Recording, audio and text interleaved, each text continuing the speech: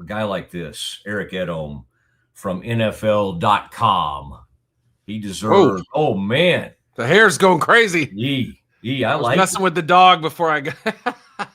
the hair looks fine to me. I mean, you've got it's kind of coming back in up there. My goodness, that's good. I only wear the reading glasses to see hosts of your caliber. I just wanted to say that, Now this is my most comfortable state. That's the usual. I love Mosley Way, the Wayfarers and all. But those are those are newer glasses than I've seen that you have on there. And I got to say, those are $11 nice glasses from Walgreens. So top notch, man. You go in there. I'm always a sucker for those at CVS or Walgreens, those vitamin deals they have. I don't need any of that stuff, right? But it's buy one, get one free. And I'm like, on it. How can I not buy something for $25 if I'm going to get like a $25 value? So I am the guy. Yeah. How are you? And how was combine? How was your combine? How many was this for you? Do you keep up? Good question. Yeah. I think my first combine, I'm trying to think, would have been 2003. So I go way back. Now they've actually moved the location about 3 or 4 times in that I can say that I've been at every single one of them since then. I don't go far back as the 90s and all those the guys who've been there forever, but I've been to a few, and this year was okay. I think it was a little lacking in star power, especially in terms of who worked out, who ran, who didn't. Not to say that there weren't some terrific performances, there were, but I kind of pushed back gently at this talk about the fastest classes ever and all this stuff, because the number of people running, first of all, the number of prospects is down about 5%, and then the number of people participating is also down too. So little tiny bit disappointing overall, but always a good trip. All right. And do you prefer the Senior Bowl, the Combine? I mean, I'm sure over the years you've hit some of these pro days, and that's kind of fun to be on campus and do all that. We'd love to get you to Waco someday. Of course, I would host that visit. But where do you feel like you get the best stuff? Because for people that don't know, some of the stuff happens later in the evening, right? Yeah. The executives are moving around, and you can post up at a bar here and there, and you've got friends over the years that you like in the league and all that kind of stuff. But from a just learning about players, which of those events do you get the most out of, would you say? Yeah, it's a great question. I've thought about this a lot over the years. I'll say this, the people that I've built up relationships with, agents, coaches, scouts, everyone else, assistant GMs, everyone from the top to the bottom. I tend to have more chances to see them in Mobile for the Senior Bowl, and a little more time to stretch our legs, talk a little. This year was different in that, people weren't out and about, so you had to kind of do it at the stadium a little bit more, and look around some corners and make sure you didn't miss anybody. At the Senior Bowl, maybe at night, at the Combine rather, that's where it's a little more centrally located. It's a little easier to find people out on the street and that sort of thing. Not that I'm stalking anybody, would never do that, of course. But I'll say this, in terms of just learning about players, eye test, seeing them firsthand, nothing beats Mobile, because, you're watching some actual football, and that matters. The Combine, obviously, a little bit more medical testing, athletic testing, interviewing, that sort of thing. But the information that I get about the draft tends to be a little bit more accurate, because teams have had their meetings and stuff. And so they kind of know their strategy a little bit better, and they know what they're hearing around the league a little bit better too. So I every year I remind myself, when I hear stuff coming out of the draft, or out of the Combine rather, that tends to be the most accurate info draft-wise when it comes to end of April, because, things change, and obviously there are smoke screens out there, and different things happen between now and then, and I feel like it gets a little muddled in between then. So I would say the info I get in Indianapolis is a little stronger as it relates to how, like, the first round will go and how prospects are rated and that sort of thing. Okay, and I noticed you were asked to weigh in on this thing. We'll call it the arms race. The length of arms was a big story. Isn't it funny? One year it was hands. Yep. And that was the Pickett, right? Had the small hands, and maybe we now put more value into big hands because of his career. I don't know. It's probably not enough of a sample setting, but the arms for these edge rushers, and then also cornerbacks are interesting. Offensive linemen, like when you talk to people, I mean, that's it. Ruben Bain, unbelievable player, and knowing you probably didn't dock him a lot for being a short arm guy, but still, it's one of the factors. Like, how alarming is it when a guy, Cassius Howell was another one that didn't, and again, he's a different kind of player. He's got a little more twitch, a little more speed, maybe a little more bend than Ruben Bain. So maybe the arms don't matter as much, but like, how much do you kind of factor that in? And when you talk to people, like how big a deal it was that? Well, first of all, there's a quick little funny story from that involved me. I think the original, I could be wrong, there may have been somebody before him, but the original hand size guy was Jared Goff. Because I remember walking into the Indianapolis Convention Center, seeing a personnel guy and saying, just, hey, what's up? Any interesting numbers on the weigh-ins? And he said, well, Jared Goff has 9-inch hands. And I went immediately from there to Goff's press conference an hour later or whatever, and actually asked Jared Goff about the small hand thing. And he didn't care for the question too much. And he kind of shot back at me a little bit. And I always remember that moment. Everybody's like, ooh, you're the small hands guy. So yeah, we have switched body parts now. This year is the short arm year. This is the short arm draft class. So it really applies to those two guys you mentioned, I think, most of all. It also applies to Spencer Fano. I think the left tackle, or the right tackle / left tackle at Utah. I think he can play all 5 positions, but unusually short. And you have to look historically and say, geez, a lot of these guys especially in Howell's build, like you said, he's the 6'2", 245, maybe 250-pound rusher, more of a twitchy speed guy. If offensive tackles are just going to kind of keep him at bay and just, be able to keep him off their chest and reach him when they get past them and things like that. So it may apply a little bit more to him. Whereas Ruben Bain, when I watched this tape, he can win in so many different ways. He can win with power. He can win with ferocity. He can win with a secondary move. He can win from behind, different ways, And so I feel like there's maybe a little bit more variety to his game. I wouldn't be shocked to see him kick inside a little bit. Aaron Donald had 32-inch arms. Did that ever hurt him? No, So again, I don't know that it's. And we've known about Bain's arms and suspected Howell's arm length for almost a year, So we've had this information in the draft world for a while.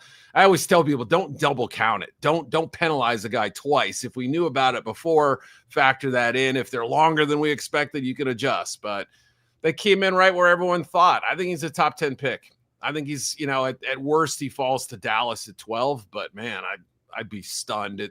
Especially in this draft, Matt, where it's really a beauty in the eye of the beholder, top of the draft, the first 10, 12, 14 picks. I don't know that there's a lot separating them. I don't think there's anybody who's head and shoulders better than anybody else. And if they are, maybe they're a running back like Jeremiah Love, or a safety like Caleb Downs. And those are positions that aren't as, important, I guess, on the big picture. The Cowboys at that 20 pick, some of you guys have the guy from Clemson, the cornerback from Clemson. Avion Terrell, Terrell, going there. I've also seen Akeem Messidor, who is just interesting. He and Bain were both great. And people may ding Messidor a little bit because Bain was so great, right? It's like, wait, did this guy benefit because this guy was so great? If you're sitting there and you're thinking about the Cowboys, let's say they get somebody like Bain, Ruben maybe goes down to number 12, or they get a great line. Where's Styles, by the way? Sonny Styles, because for a while he was, and you don't want to overreact to the combine, but yet how can you not go, oh my gosh? I'm sure for you, having watched tape of him and heard about him for a long time, it was like what he did at the combine just confirmed things, right? Now, it may have been a little better than people thought, because my gosh, it was incredible. But isn't it funny how it can go from everybody giving the Cowboys Sonny Styles to after the combine, it's like, oh no, Sonny Styles never gets down to number 12. Yeah. And I'll say some of it is, for instance, there was a lot of chatter at night and other times during the week about certain teams really having an affinity for Styles. And I think it may have even been, I have to think, but it may have been before he worked out. So I could, or maybe it was the night after, but this talk was already out there. And one of the teams was the Giants at 5. I could see that being his ceiling, maybe. I suppose the Jets, if they liked him better than Arvell Reese, they could go that direction. There's so much to like about Sonny Styles. I mean, he's a former safety. He moves like it. He's just starting to kind of hone his instincts, but he was so good last year. Granted, probably one of the most talented defenses in college football history, or one of the best anyway. But he was on a play-to-play basis, he might have been a better impact player last year than Arvell Reese was. Now Reese might be a little better prospect overall, but I don't think Sonny's getting out of the top 10. I kind of got that feeling, and whether it's the Giants at 5, I could certainly see a few other teams in between there and 12 being very interested in him. The position, again, it's like we're starting to see a little bit more emphasis put on linebacker. For a long time, as you know, there was, teams that only have 2 on the field. It was more nickel was the new base. And, unless you could cover and or pass rush or do both, then you weren't valued as much. Or, I guess if you were a 3-4 edge linebacker, that's a little different story. But he's an off the ball guy. But I think with teams cycling back to the run game, he's going to be an important piece up front. Back to your Dallas question, if they do go with an edge at 12, then you start thinking about obviously secondary. I could see that being a possibility. Terrell would be in that range. Probably Jermod McCoy and Colton Hood, the 2 Tennessee guys, would be on the table, kind of depends who you talk to, but I think McCoy might be a little bit more interesting. He didn't play last year, but a good player nonetheless. Again, linebacker would be in play possibly as well, but trade down, other, maybe it's move for a veteran before we even get to the draft. That's obviously a strong possibility, or, in the remote, span of possibilities there. So I don't know, I think it'd be nice to get 2 young bucks and have them sign up for 5 years and be fixtures on that defense. But it wouldn't be shocking to see Dallas move 1 or possibly both for the right veteran. We'll see. Were you amused to see the Rams do what they did earlier today? I mean, it's the most on-brand thing ever. Oh, yeah. Getting rid, they drafted one guy, right? 1 first-round pick since 2017. I guess that was Jared Verse. Yep. A couple of years ago. But what'd you think about how both teams came out in that deal?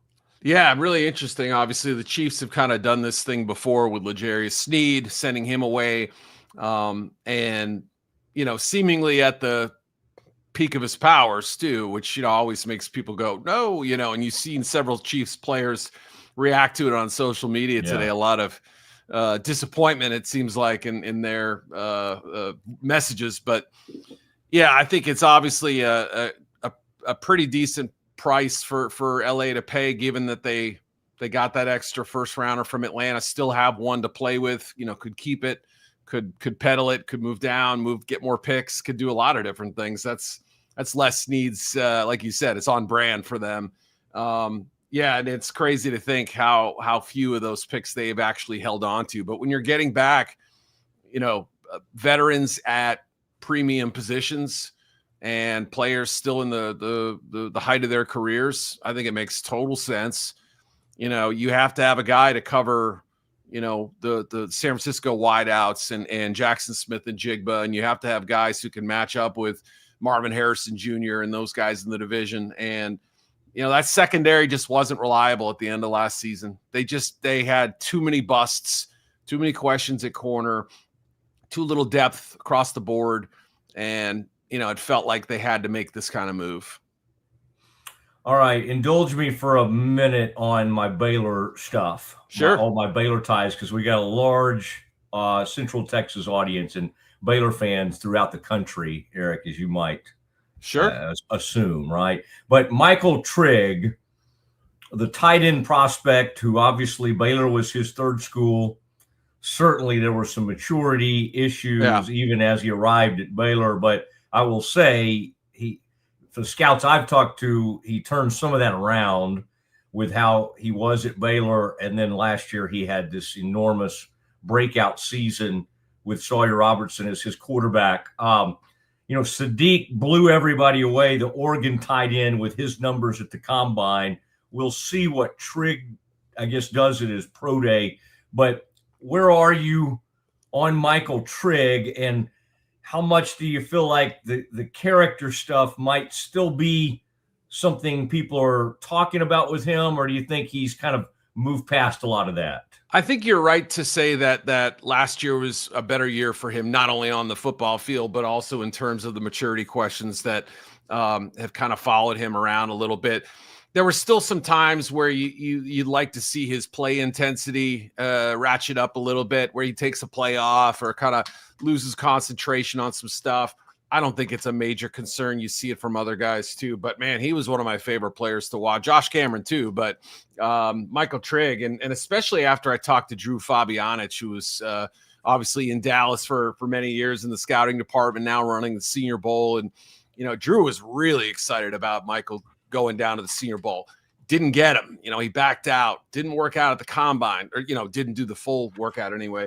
And it's disappointing, right? I mean, you want to see a full picture. We're anxious people. We draft nicks, and without the full spectrum of workouts, you're connecting some dots, but, great length, kind of built like that wide receiver in a tight end's body, or tight end in a wide receiver's body, whatever you want to say. And, just is a mismatch piece, I think, in the secondary, or against safety, against the linebacker, too fast for those guys.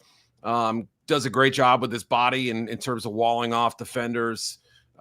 Great in the red zone. Again, there's some stuff where it's like his game still can develop a little bit, but had we not seen those monster workouts from Eli Stowers and Kenyon Sadiq, I think he was, sort of an intriguing guy coming into the offseason. Now he's got a little work to make up. And, the pro day will be important for him, and the interviews will be important to make sure that, if we use a second or third round pick on this guy, I think he's a day 2 guy, if I had to guess. Are you gonna make it worth our while, and can we trust you? But there's a lot to like there, and he's a player that I think has some upside. I think Josh Cameron is one of the cleanest, as far as from an interview standpoint, some of the things we were talking about. And I think they told me what he tweaked. And it was, his agent did, but he didn't get to work out. And I think he was very disappointed, because he'd worked really, really hard to be ready to do that. But I think he blows people away in his interviews, and you got to see him at the Senior Bowl. He's an interesting prospect. What stands out to you about Josh Cameron, and where do you project him? Because he may not have that prototypical high top end speed, but right, then he does have some unique traits I know that teams will like. Yeah, I mean, built like a running back, real thick guy. Watching him at the Senior Bowl move as well as he did was exciting. Obviously, you see him catching punts in college. You don't typically see somebody that large, or almost built like a box safety. It's sort of intimidating physical presence there, and a guy who just seems to get open and catch the ball when it's thrown to him. I mean, you don't really see drops on his tape. He doesn't have that elite burst, like you said, but he's clever. He maximizes his athletic traits and can break tackles. I really thought the practices in Mobile kind of bumped him up for me. I really felt like it wasn't anything one particular moment or play, but just kept showing up time and time again. And I felt like, with a clever offensive coordinator, somebody who knows how to use him in the right way, you can put him in the backfield, you can motion him, you can put him in the slot.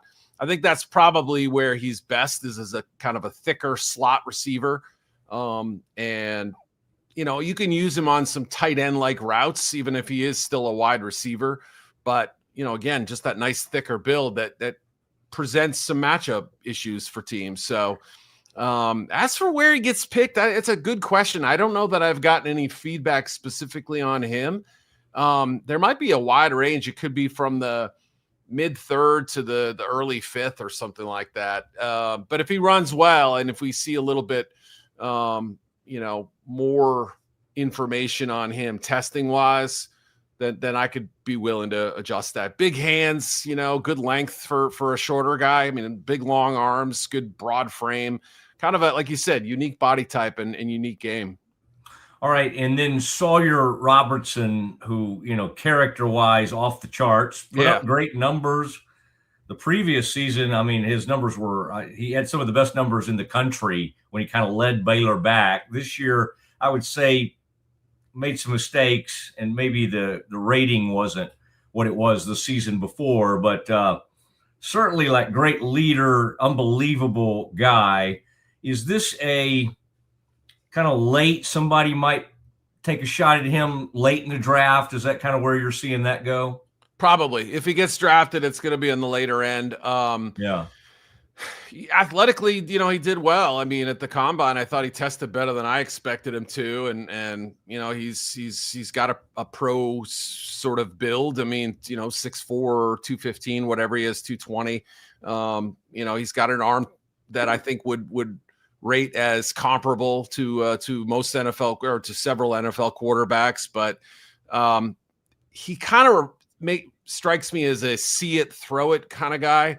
I don't know that his anticipation skills are off the charts, which is a little concerning for a fifth-year guy. But, for the most part, I mean, he seemed to understand his protections well, seemed to hold up well against pressure, would stand in there and make some throws and amid some heat. Felt like had just enough athletic ability, or, it translated enough to where he could pick up a first down as a runner if he needed to. And made some tight window throws that you want to see, but there's still a little bit of an anticipation question I have for him. And that's probably the one thing. And, some of that arm strength kind of, it seems to die out when he's throwing those longer perimeter throws and those deep shots on the outside. Ball would hang up there a little bit, but in a year where the quarterback class is, I wouldn't say panned, but not beloved by evaluators.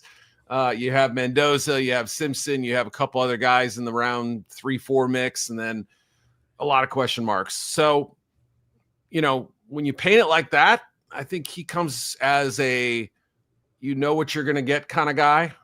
Maybe a tiny bit of upside, but really it's more of a, what you've seen over 5 years is close to what you're going to get. All right. Well, that unbelievable stuff, and I could keep you all day, and you may feel like I already have, but I just I love having you after these big events, and I start bugging you on day one, and then I just have to stay on you a little bit. But you're always great. By the way, who would you say of the 13 Aggies? And by the way, they may end up having as many as, it's just crazy how many like draft grades y'all have put on. And again, these are not all guys. Obviously, a ton of these guys are portal guys. They've, like Cassius Howell that they got from Bowling Green, had a couple of years with him. But I think it speaks very highly of the program. Of all those linemen, including Howell as an edge guy, the two, I'm thinking of Regis was very impressive in his workout. I know for some of the numbers he put up. And then on Yedem, however you say his name, who was the best Aggie? Like if you had to say the 1 and 2 of this class, Concepcion seems to be a guy that people are falling in love with too.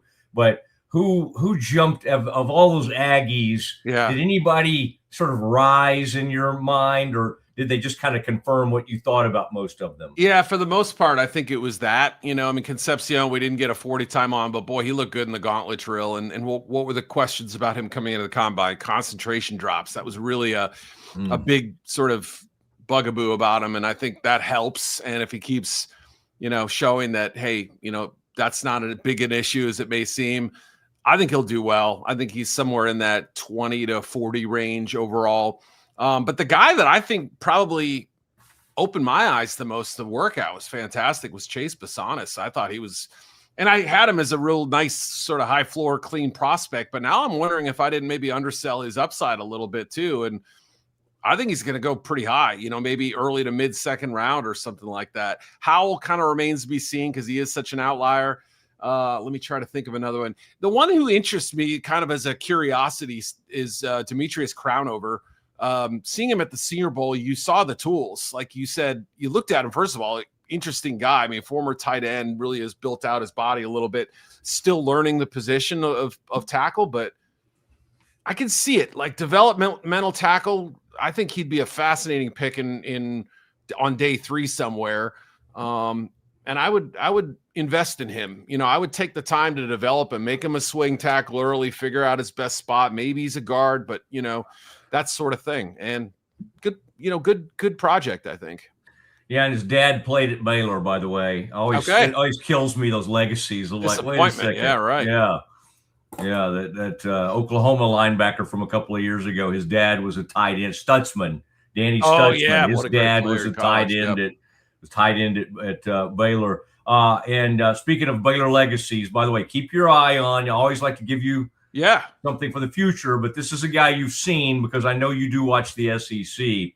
But what I would love is for this time next year, DJ Lagway to have such a huge breakout year at Baylor that you're having to study him, and he's at the combine, and everybody's monitoring his progress. Well, I don't know if that'll happen, but that'd be great. When all the college football fans panned, we don't want DJ Lagway in the portal, no way. I tell you, there are a lot more coaches who said, I'll work with that kid, and Baylor got a really talented guy who had some moments. So I hope I do. All right, great to have you, and to your family, hello, and thank you for the time. And I will be with you soon, man. I love it. We'll let you wrap up the draft, and then as you're trying to come up for air, I'll get the grades on and all that kind of stuff. But you got it. Really appreciate it, Eric. Always fun to have you on. Looking forward to you, Matt. See you again, Matt. All right, just keep that hair going. There he goes. Eric Edholm.